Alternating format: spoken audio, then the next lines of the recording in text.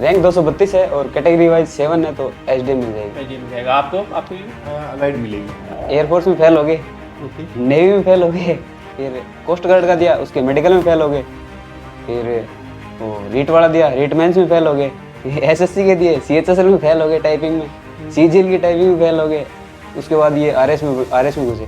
इसके तीनों निकल गए पहली बार में। मेंस आपके हाथ में है, पेपर 4 कर लो ढंग से आपकी इंटरव्यू कॉल हो जाएगी। और पेपर 1 2 3 में से एक भी बढ़िया है तो रैंक आ जाएगी। वो जिस लड़की ने हमको रस्टिकेट कराया था ना, तो प्रिंसिपल के पास गए हम, तो प्रिंसिपल के पास खड़े थे, हम 3 खड़े थे, पहले ये 2 ही जने थे, फिर उसने लड़की ने बोला कि एक वो काला वाला और ठीक है। प्लान बी था कि यार आरएस नहीं होगा तो क्या करेंगे? हाँ प्लान सी भी था।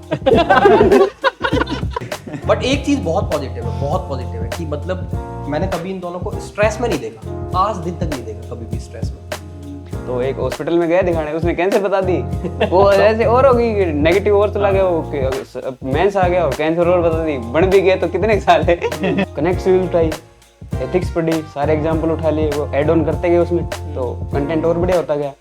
फिर इकोनॉमी आई, उसके एड ऑन करते गए, इंग्लिश, और फिर वो जो कलाम सीरीज चली थी अपनी कलम, तो उससे आंसर राइटिंग की जो आंसर राइटिंग की चली थी, डायग्राम कैसे बनाने हैं, एग्जाम्पल कहाँ ऐड करें, वेन डायग्राम कहाँ यूज करना है। वो एक क्वेश्चन आया था कि वो परिणामवाद और वो वाला क्वेश्चन था ना, तो संगीता आर्या मैडम ने पूछा था कि 2 कमें बताओ, तो मैंने बताया कि मैडम मैंने जब पहली बार वो मोटरसाइकिल चलाई थी तो दोस्तों ने क्या चलानी सिखा दी, रोकने नहीं सिखाया।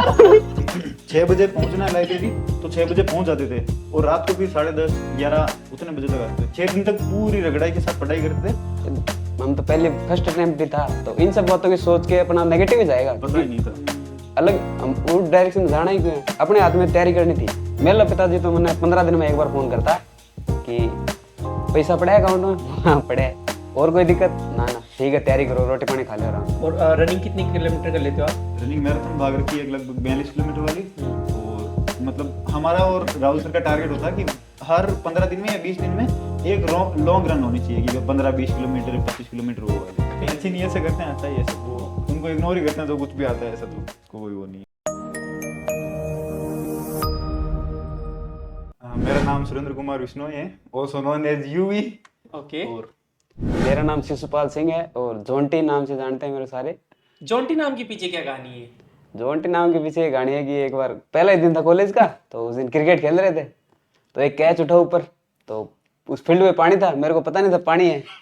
तो मैं कैच लेने गया, तो कैच लेने गया तो उधर तिसड़ गया तो नीचे जाके लगा सब कुछ, पर कैच पकड़ लिया था मैंने, तो सारे बोले जोंटी रोड।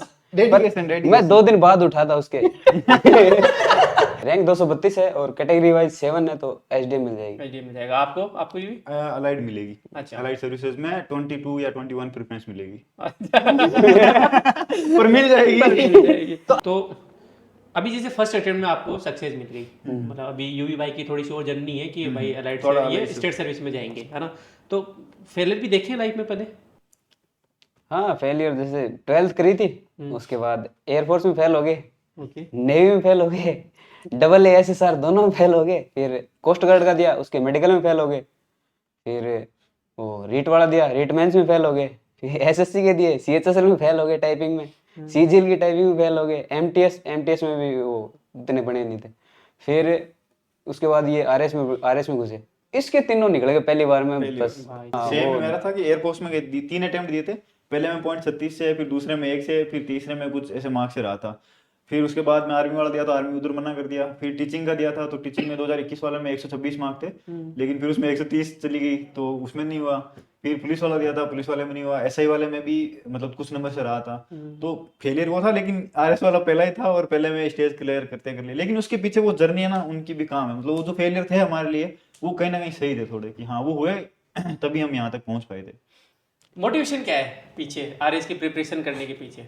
मेरा तो पहले तो मैं टीचर की तरफ गया था, मैं बीएससी बीएड किया मैंने, तो सेकंड ईयर में समझ में आ गया था कि इधर का पार नहीं पड़ेगी। पहली बार जब अपने तैयारी करते तो पता भी नहीं होता इतना कि कहाँ से बोलो वो कैसे डायग्राम बनाने, बादल कैसे बनाने होते हैं क्वेश्चन में, मेंस राइटिंग में। और मेंस का ही रोल होता है तगड़ा वाला। इंटरव्यू का तो क्या है कि वो पूरा रैंडम भी जा सकता है, कैसे भी जा सकता है, मेंस आपके हाथ में है। पेपर 4 कर लो ढंग से आपकी इंटरव्यू कॉल हो जाएगी। और पेपर 1 2 3 में से एक भी बढ़िया है तो रैंक आ जाएगी। बस रहेगा जाएगी। एक तो मेरे कॉलेज वाली लाइफ बताओ। कॉलेज टाइम हम तीनों जा रहे थे आगे, तो हमको ऐसे पता नहीं था, हम तो हमारे फ्लो में बातें कर रहे थे, तो हम तीनों में से पता नहीं हम बातें करते करते कोई गाली निकल गई थी शायद उस टाइम, तो हमको ऐसे पता नहीं था कि गाली निकल गई। तो आगे कोई ऐसे गर्ल्स चल रही थी, उन्होंने प्रिंसिपल सर को जाके बोल दिया कॉलेज में कि वो तो ऐसे गालियां देके बात करते हैं बाहर, तो फिर हम दोनों को असेंबली में बुलाया भाई आगे तीनों को, फिर तीनों को 7 दिन के लिए रेस्टिकेट किया था कॉलेज से। वो जिस लड़की ने हमको रेस्टिकेट कराया था ना, तो प्रिंसिपल के पास गए हम, तो प्रिंसिपल के पास खड़े थे, हम 3 खड़े थे, पहले ये 2 ही जने थे, फिर उसने लड़की ने बोला कि एक वो काला वाला और था।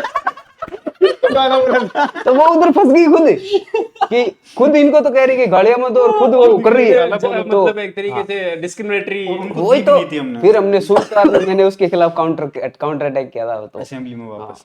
मेरा मानना है कि गालियां एक इमोशन है। यदि आप दोस्तों के साथ हंसी मजाक में गाली यूज कर रहे हो तो that's not a big deal, but यदि गुस्से में आप किसी को गाली दे रहे हो तो वो बहुत खराब चीज है फिर, नहीं गुस्से में या बाहर सड़क चलते किसी को ऐसे अभी जैसे मैं एक एग्जांपल बताता हूँ, अभी जेवलिन थ्रो था तो उसमें वो थे ना पैरा ओलंपिक में, तो उन्होंने पूरे नेशन के सामने गाली दी। अब उनका वो स्पोर्ट्स में एग्रेशन का वो था, इवन मोदी जी ने उनको प्रेज किया, गाली पे हंसे भी सही मोदी जी। जब विराट कोहली स्टेडियम के अंदर गाली देता है तो बच्चे लड़कियां क्यूट बोलती है उनको, या पूरा देश फैन हो जाता है उनका। तो आप टूल वही है, बट कहाँ इस्तेमाल कर रहे हो, कैसे इस्तेमाल कर रहे हो, उस पर बहुत कुछ डिपेंड करता है। एनवायरनमेंट के है, आसपास का परेशान नहीं होना चाहिए बस। एग्जैक्टली कोई लड़की परेशान नहीं होनी चाहिए, अपने पेरेंट्स परेशान नहीं होने चाहिए, दैट्स अ गुड थिंग। अच्छा एक चीज बताओ, ये कनेक्ट से कब से जुड़े हुए हो?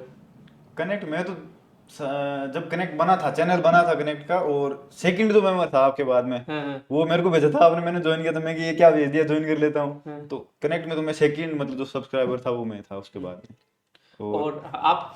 मैं 55 में था। थोड़ा लेट ट्रस्ट किया था। ये रैंक पर 555 तेरी वजह से ही है।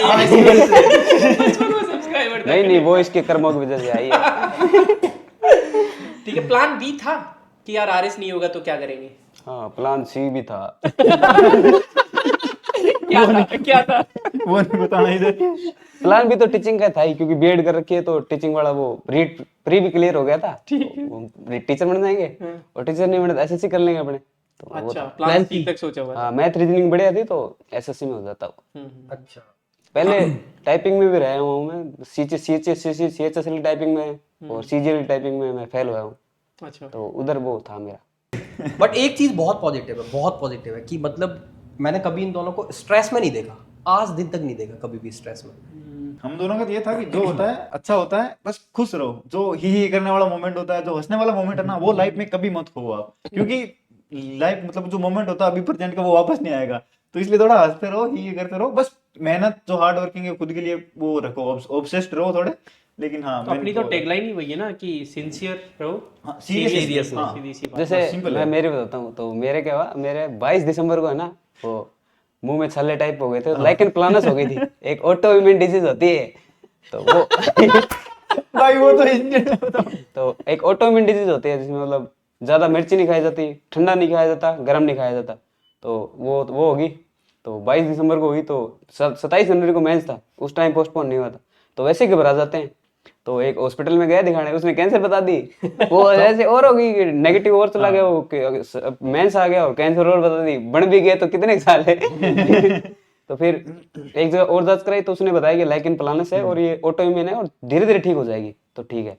तो फिर 4 गोलियां सुबह लेनी होती थी रोटी खाने के बाद, 4 शाम को रोटी लेने खाने के बाद, पर वो था कि लेनी है कोई दिक्कत कैंसर का बोला तो भी बाहर हॉस्पिटल में आके आधा घंटा आ जाता कि भाई तू तो मरने वाला पहले मेरे से पहले जाएगा। यार ये बहुत बड़ी बात होती है, अंदर स्ट्रेस तो होता ही है, हाँ, लेकिन हाँ, वो फिर बताते हैं, पहली बार सुना भाई वो है, तो उसमें थोड़ा बहुत होता था, लेकिन बाहर आके सर्च के फिर वापस दिखा दिया। ये एक्चुअली एक दिन मैंने कनेक्ट स्यूल्स के यूट्यूब चैनल पे, टेलीग्राम चैनल पे भी डाली थी, आज के 1-1.5 साल पहले, कि कभी भी मुझे ऐसे मेजर इवेंट के लिए जाना होता है ना, जैसे 2 बार मेरी सर्जरी हुई है, तो मैं डेविड सर को लेके जाता हूँ, क्योंकि उनके साथ मेरी बॉन्डिंग बहुत अच्छी है। और सर्जरी रूम के बाहर हम गप्पे मार रहे हैं, हम फालतू की चीजें कर रहे हैं, बातें कर रहे हैं इधर उधर की, उससे का स्ट्रेस बहुत कम हो जाता है। इवन आरपीसी में इंटरव्यू देने जाए तो मैंने कहा भाई डेविड सर तो मस्ट है ही है। डेविड सर का सर्जरी हुई थी तो 7 बार टॉयलेट करने गए थे वो। अच्छा ये बताओ, सच बताना, सच में स्टैंडर्ड बुक्स पढ़ी है क्या सिसवाल भाई, आरबीएससी एनसीईआरटी इग्नू वगैरह, या फिर कोचिंग के नोट्स ही पढ़े? नहीं, पहले तो जिस दिन टीचर ने जितना पढ़ा दिया उतना अगले दिन अपने को याद होता था, ये तो मतलब वो था, ये सिंसियरिटी है। हाँ सिंसियरिटी वो। फिर मतलब फाउंडेशन आप बोल रहे हो कहीं से भी करो तो उसको सिंसियर लेना ही लेना हाँ है। उसको सिंसियर लेना ही पड़ेगा, क्योंकि एक दिन भी डिले हो गया तो फिर एक दिन एक सब्जेक्ट छूटेगा, एक टॉपिक छूटेगा, फिर वो टॉपिक छूटता छूटता एक सब्जेक्ट छूट जाएगा, फिर पीछे मुड़ के देखेंगे ना तो एक सब्जेक्ट गायब है, 2 साल बाद सिलेक्शन नहीं हुआ तो पूरे 3 साल गायब हैं आपके। तो सिंसियरिटी बना के रखनी पड़ेगी, सीधी सी बात है। ठीक है। हाँ वो था। फिर मेंस पोस्टपोन हुआ ना, हम्म। फिर मेरे को लगा अब 6 महीने पड़े हैं, अब लपेटते हैं सब बाकी सारे कंटेंट को। फिर कनेक्ट सिविल उठाई, एथिक्स पढ़ी, सारे एग्जाम्पल उठा लिए, वो ऐड ऑन करते गए उसमें, तो कंटेंट और बढ़िया होता गया। फिर इकोनॉमी आई, उसके ऐड ऑन करते गए, इंग्लिश, और फिर वो कलाम सीरीज चली थी अपनी, तो उससे आंसर राइटिंग की जो आंसर राइटिंग चली थी, डायग्राम कैसे बनाने हैं, एग्जाम्पल कहाँ ऐड करें, वेन डायग्राम कहाँ यूज करना है। वो एक क्वेश्चन आया था कि वो परिणामवाद और वो वाला क्वेश्चन था ना, तो उसमें मैं वो डायग्राम बना के ऐसे, वो दोनों जरूरी होते हैं, दोनों जरूरी होते हैं। बैलेंस जो व्यू आपने दिया बैलेंस्ड व्यू था। इंटरव्यू में, वो क्या इंसिडेंट था आपसे पूछा था पैनल ने कि ड्राइविंग आती है क्या? उन्होंने पूछा था कि 2 कमियां बताओ अपनी। हाँ। संगीता आर्या मैडम ने पूछा था कि 2 कमियां बताओ, तो मैंने बताया कि मैडम मैंने जब पहली बार वो मोटरसाइकिल चलाई थी तो दोस्तों ने क्या चलानी सिखा दी, रोकनी नहीं सिखा।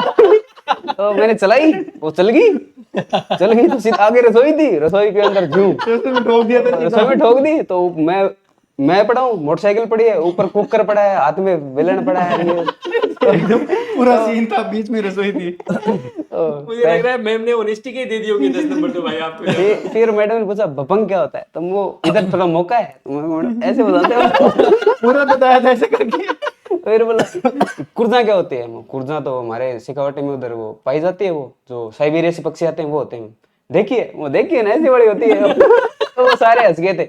मैडम मूड को लाइट करना हो तो हैंड मूवमेंट ऐसे कहते हैं कि अपने जाते हैं ना जिस भी कोचिंग में, तो कि हैंड मूवमेंट नहीं करना, बिल्कुल ऐसे बंद के रहना है, ऐसे नहीं, मतलब 1-2 कर लो, कोई दिक्कत नहीं है। लिमिटेड में हर चीज बढ़िया है। जब मैं मुंबई जॉब कर रहा था तो मेरा जो ऑफिस था वो बीएससी बॉम्बे स्टॉक एक्सचेंज के जस्ट पास में ही था। तो ऐसा होता है कि ज्वाइनिंग के बाद में एक ऑफिशियल मीटिंग होती है सीईओ के साथ। तो मीटिंग में हम सब लोग बैठे थे, उन्होंने पूछा कि कहाँ रहते हो, मैंने कहा मैम ये बीएससी के पास में रहता हूँ। अब उस टाइम तो यार यूपीएससी की तैयारी वैयारी की नहीं थी, कॉर्पोरेट जॉब कर रहे थे। तो उनका ये बीएससी के बारे में कुछ जानते हो? मैंने कहा वो कॉन्फिडेंस से कहा हाँ बिल्कुल जानता हूँ। उनका क्या होता है बीएससी? मैंने कहा फ्री वाईफाई मिलता है यहाँ पे। क्योंकि उस टाइम तो जियो आया ही था, जैसे 2016-17 की बात है ये। तो उस टाइम वाईफाई का इतना क्रंच था, डेटा भी महंगा था, तो वहां बैठ के शाम को मैं डेली वाईफाई चलाता था। तो मुझे बस बीएससी का इतना, मुझे कोई ट्रेडिंग क्या होती है, स्टॉक एक्सचेंज क्या होते हैं, निफ्टी क्या होती है, सेंसेक्स क्या होता है, कुछ नहीं पता था उस टाइम मुझे। मैंने कहा वाईफाई शानदार देते हैं वो लोग। एक अभी बहुत ज्यादा नैरेटिव चल रहा है कि भाई कोचिंग्स का बिल्कुल रोल नहीं होता है, सेल्फ स्टडी का पूरा रोल होता है। ऑनेस्ट बताओ आपकी क्या राय है इसमें? ऑनेस्ट तो देखो, अब ठीक है 6ठी से 12वीं उठा लो, पेपर तो वहां से भी नहीं बन रहा कि इतने फैक्ट पूछ रहे हैं, वो उसमें किताबों में नहीं है, तो फिर कहाँ जाए? एक सिंगल बंदा मतलब इतनी सारी बुक्स को कंपाइल करके उनमें से मतलब डाटा एक्सट्रैक्ट करना, उसको फिर उसको एक साथ कंपाइल करके फिर वापस पढ़ना, तो बहुत मतलब एक बंदा सिंगल स्टूडेंट के लिए बहुत ज्यादा हेक्टिक होता था वो चीज।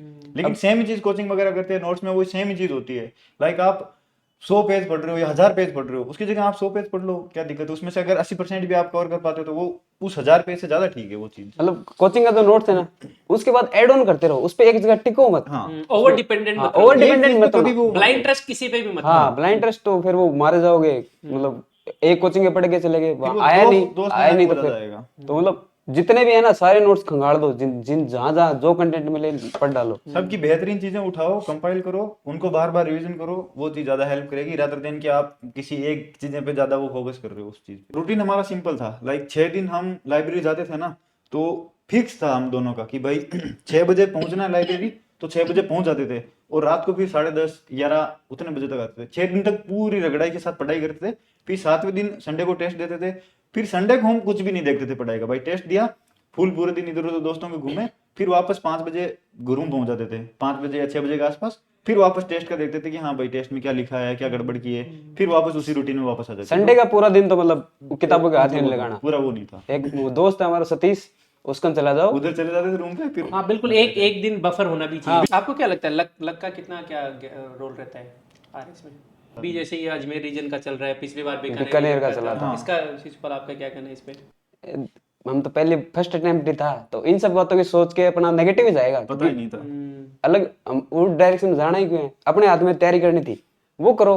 अब मैं अपने इधर बैठ के थड़ियों पे बैठ के चर्चा करने लग जाऊं, भाई अजमेर संभाग में ऐसे कर रहे हैं वैसे कर रहे हैं, ये काम करने ही नहीं होते स्टूडेंट लाइफ में। लाइफ में ये चीजें नहीं होती। अच्छा मेरा मानना ये इस पर में कि या तो आप लड़ो कि आप कोर्ट जाओ आंदोलन करो आरपीसी वो वहां तक फाइन है, या फिर आप इग्नोर करके अपने उस पर ध्यान दो।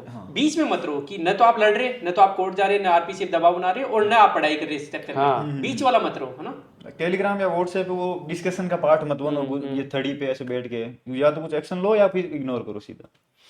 ओके, रिजल्ट से पहले कॉन्फिडेंस था रैंक का, या फिर ऐसा था कि यार पता नहीं? इतना था कि मैं तक गया तो यूं था कि अलाइड तक तो पहुंच जाएंगे कैसे करके, बाकी वो नहीं था कि जो आएगा रिजल्ट देख लेंगे वो वाला। तो पहली बार में रैंक का कोई आइडिया होता नहीं है जैसे, अच्छा तो प्री का टाइम भी डर लग रहा था, प्री नहीं हुआ तो क्या होगा यार, प्री के टाइम प्री हो गया, फिर मेंस में मेंस नहीं हुआ तो क्या होगा, मेंस में सारे क्वेश्चन नहीं आए तो क्या होगा। अच्छा, आंसर राइटिंग का कितना क्या रोल है? आंसर राइटिंग का तो मेंस पे पूरा डिपेंड करता है कि रैंक कौन सी आएगी। तो एक चीज बताओ, आंसर राइटिंग आप टेस्ट सीरीज के थ्रू करते थे या डेली आंसर राइटिंग करते थे? डेली आंसर राइटिंग होती ना, एक तो राज आरएस की वेबसाइट पे 5 क्वेश्चन आते थे उनको पढ़ते थे और टेस्ट सीरीज लिखते थे वो। अच्छा, टाइम का आप उधर ट्रैक रखते थे टेस्ट सीरीज के थ्रू 3 घंटे के अंदर पेपर करना है, और डेली का इम्प्रूव आप ऐसे अतिवाद तो हर चीज में फिर मारे जावांगे। आज सोशल मीडिया वगैरह का कितना क्या यूज करते थे? देखो 6 दिन तो काट देते थे, मतलब मंडे से लेके सैटरडे तक इंस्टाग्राम उड़ा दिया, फेसबुक उड़ा दिया, ट्विटर उड़ा दिया। 7वें दिन पेपर दे के आए, फिर इंस्टाग्राम पे रीले मतलब 6 दिन का पूरा रिवाइज कर लेते थे। नहीं तो आपकी तो यार बंदी थी, तो फिर क्यों ये रीले विले क्या? वो बात तो 10 मिनट होती थी। उसके बाद में हम दोनों का ही ऐसे आपस में भेजने का होता था। अच्छा, वो मीम्स वगैरह। हाँ, मीम्स। तो ये भी सही तरीका है कि आपने 6 दिन कंट्रोल कर लिया, 7वें दिन फिर पूरा खुद पे तो कंट्रोल होना चाहिए, सेल्फ कंट्रोल हो गया ना तो आधी जर्नी तो वैसे आसान हो जाती है। बिल्कुल ही त्याग देना, क्यों त्याग देना, जब 6 दिन छोड़ के 1 दिन चला लो, क्या दिक्कत है। फैमिली मेंबर्स का कितना बड़ा रोल होता है? फैमिली मेंबर्स का बहुत ज्यादा, मतलब एक तो होते हैं कि हर दिन फोन करके प्रेशर डाले, एक तो पॉजिटिव नेगेटिव चला जाता है वो, तो कि हर दिन आज कितना पढ़ा, आज कैसे हुआ। मेरा पिताजी तो मैंने 15 दिन में एक बार फोन करता कि पैसा पड़ा है अकाउंट में, हाँ पड़ा है, और कोई दिक्कत ना, ठीक है तैयारी करो, रोटी पानी खा लो आराम से। मैं से पहले मेरे पिताजी को फोन आयो तो मैं बताइए वो पापा पेपर 1 तो है देखो हार्ड थोड़ो, पेपर 2 मेरा बढ़िया है, पेपर 3 है वो ठीक ठाक कर दूंगा, पेपर 4 1 नंबर को है। पिताजी का मन देख, मन कुछ ही बन मेरा लड़का बढ़िया सो जा अभी, मतलब वो 20 को तो पेपर, तो 19 ने रात में बात करे तो बोले सो जा अभी, सवेरे उठ के दिया ही है, बढ़िया होगा सब, इतना टेंशन मत लोगे, टेंशन से उल्टो नेगेटिव जागो सिस्टम। सही बात है। हाँ, तो वो थोड़ा बहुत ज्यादा पॉजिटिव काम करे बातचीत। अच्छा, मतलब एक और चीज है कि अपने पेरेंट्स ने जो इस तरीके से अपने को छूट दी ना, इससे अपने खुद पे मॉरल प्रेशर आता है कि यार वो अपने पर दबाव नहीं बना रहे, तो हमें खुद वो करना है। जिन पेरेंट्स, मतलब ये पेरेंट्स के लिए भी एडवाइस है कि जिन पेरेंट्स ने बहुत ज्यादा प्रेशर बनाया है ना, तो बच्चा एक तरीके से पेरेंट्स से दुश्मनी कर बैठता है और कहीं ना कहीं वो फिर अपने ट्रैक से भटक जाता है। आप खुला छोड़ो, अपने बच्चे पर ट्रस्ट करो, विश्वास करो, वो करेगा, अच्छा करेगा, अच्छा करने के लिए आया है। तो मोरल प्रेशर ज्यादा इंपॉर्टेंट है rather than the actual pressure, है ना। बिल्कुल, घर वालों से झूठ बोल के करेंगे क्या, अब इधर बोल रहे हैं कि हाँ मैं पढ़ रहा हूँ और उधर थड़ियों पे बैठे हैं, तो वो खुद के खिलाफ ही अपने मतलब अपना काम जो है ना उसके प्रति ईमानदार नहीं रहोगे ना, तो कोई गाड़ी उधर ही रहेगी फिर वो। मैं मतलब मेरा भी जैसे कोटा में मैं जब आईआईटी की तैयारी कर रहा था, सेम ही सीन था।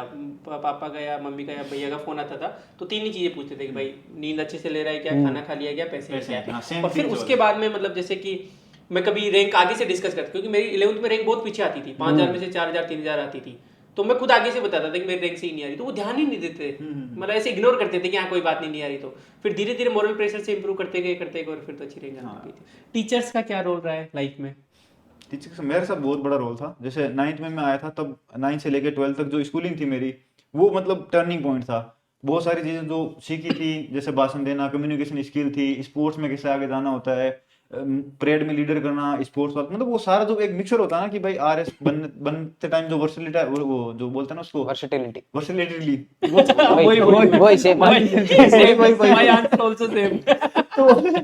जो वो विविधता होती है ना, वो स्कूल के टाइम से बिल्ड हो गई थी। तो उस चीज ने बहुत फायदा दिया था, मतलब भिड़ने वाला जो एटीट्यूड था ना कि भिड़ लेंगे, तो वो स्कूल के टाइम वो टीचर्स ने वो उनको देखते थे कि वो इतना सही काम कर रहे हैं, इतना डिसिप्लिन में है, तो मोटिवेशन आता था कहीं ना कहीं बाद में कि हाँ कर लेंगे। आपका अच्छा, मैं आपकी ना ये जो फिजिकल फिटनेस है और ये सबसे बहुत इंस्पायर, एक बार थोड़ी जर्नी के बारे में बताओ और किस तरीके से फिजिकल वाला मेरा शुरू हुआ था 9th क्लास में, मतलब मैथ का पेपर था एक दिन पहले, और मैं दादी के घर पे था, तो वहां पे टीवी थी, तो वहां मतलब मेरे घर पे तो मम्मी देखने नहीं देती थी कि भाई हमारे वाला घर पे टीवी है, तो लेकिन मैं दादी के घर चला जाता कि मैं वहां पढ़ लूंगा, अकेला रूम है, तो वहां जाके मैंने कमांडो मूवी देखी थी विद्युत जामवाल की।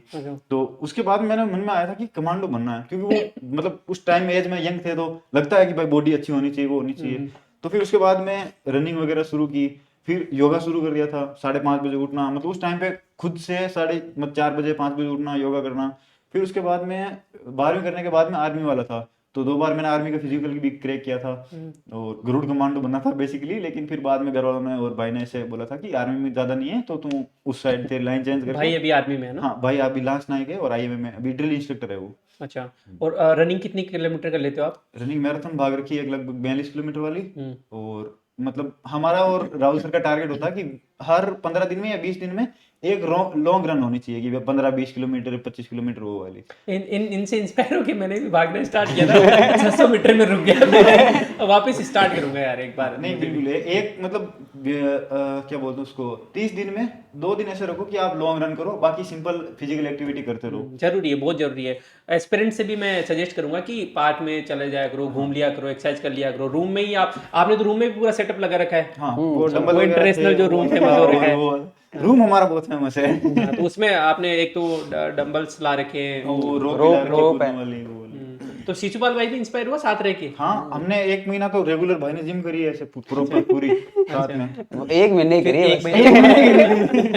नहीं, सही है, बहुत अच्छी चीज है। नहीं, बढ़िया है। और अच्छा काम करना, मतलब कुल मिला के सर्विस की रेस्पेक्ट करना, जो इज्जत आपको समाज में मिलती है, जो प्रतिष्ठा समाज में मिलती है, उसकी इज्जत करना, आम लोगों के लिए अच्छे अच्छे काम करना। हाँ, उसके लिए हमेशा रेस्पेक्ट है, जो चीज मिली है उसकी हमेशा कदर करी है, अब आज तक भी और आगे भी हमेशा, मतलब वही एटीट्यूड है कि हाँ, जो चीज मिली उसकी कभी मतलब ऐसा नहीं है कि कदर नहीं कर रहे, जो चीज मिली है बस उसकी फुल कदर होगी ऐसे। इवन जैसे हमारा भी मतलब ये एम है कि भाई ढंग के ऑफिसर जाए, बनावटी वाले लोग नहीं जाए। और अभी जैसे अपन ने बिल्कुल कैंडिडेट बात की, ये एक्सपीरियंस तक पहुंचना बहुत जरूरी है कि यार आप जैसे लोग ही, हम जैसे लोग ही सेलेक्ट होते हैं, ताकि उनके मेंटल क्लैरिटी रहे उनमें कि यार कोई बाहर से नहीं आता है, कोई बहुत तगड़ी एजुकेशन वाला नहीं बनता, अपने जैसे ही लोग बनते हैं, अपने जैसे ही कर्म करते हैं, अपने जैसे ही कांड भी करते हैं और बनते हैं। बस किसी का बुरा नहीं करना है, दिल मत दुखाओ किसी का, बस सिंपल चलते रहो और अपने काम के प्रति ईमानदार रहो बस। दिन के पढ़ना है तो पढ़ना है, आज जो पढ़ा दिया वो कल याद होना चाहिए तो होना चाहिए। क्योंकि क्लास में बैठ के गप्पे मारने,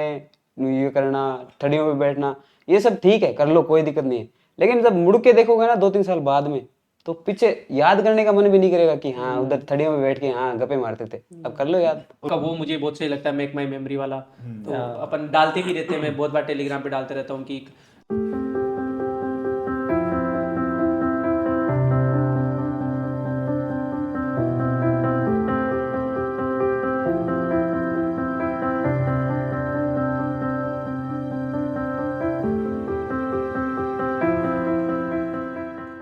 मतलब क्राउड फंडिंग हो जाती है, किसी का बर्थडे तो जो यूवी सर के थ्रू वो जितने भी बच्चे अपने आसपास के जो स्लम एरिया में रहते हैं उनके लिए खाना प्रोवाइड करवाना, उनको झूले झुलवाना। तो छोटी छोटी खुशी है, देखो उनके जीवन में बड़ा चेंज तो अभी नहीं ला सकते, फ्यूचर में लाएंगे भी सही जब हम बड़े हो जाएंगे, बट शुरुआत तो कहीं से करनी पड़ेगी ना। बहुत लोग मतलब देखो नेगेटिव लोगों की कमी नहीं है, आप कुछ भी पॉजिटिव करोगे तो वो लोग बोलेंगे यार ये तो मार्केटिंग के लिए कर रहे हैं, ये तो उसके लिए कर रहे हैं। मैं तो ये बोलता हूँ कि चलो पहली बात तो हमारा इंटेंशन ऐसा नहीं है, चलो मान लो इंटेंशन ऐसा भी यही है, तो मार्केटिंग के लिए भी कोई तुम पॉजिटिव चीज कर रहे हो तो तुम भी करो ना, कौन मना कर रहा है? सही बात भाई है। चलो ठीक, इस चीज से मार्केटिंग हो रही है, गुडविल हो रही है, तो अच्छी चीज है, तो तुम भी करो। ऐसे सारे मार्केटिंग के चक्कर में सबका भला कर देंगे तो अच्छी चीज है। तो इसको पॉजिटिव लो नेगेटिव लो, लेकिन अच्छा काम तो अच्छा काम ही होता नहीं, है। अच्छी नीयत से करते हैं, अच्छा ही है सब, वो उनको इग्नोर ही करते हैं जो कुछ भी आता है ऐसा, तो उसको कोई वो नहीं है। अच्छा लगा आप लोगों से बात करके, काफी कैंडिड टॉक थी।